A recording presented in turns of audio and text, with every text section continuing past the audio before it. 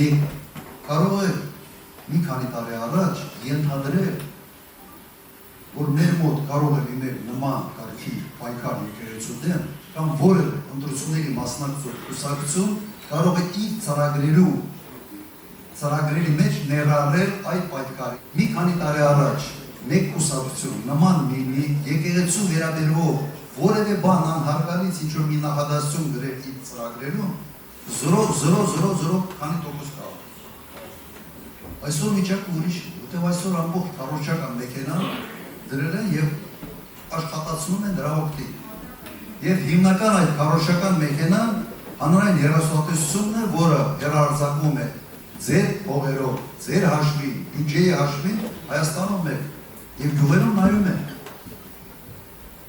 Հիմա ժամանակին նույն գերմանացի աշխատասեր կարգապահ ժողովուրդը քարոզչության տակ մնացին եւ ֆաշիզմը դառավ Գերմանիայում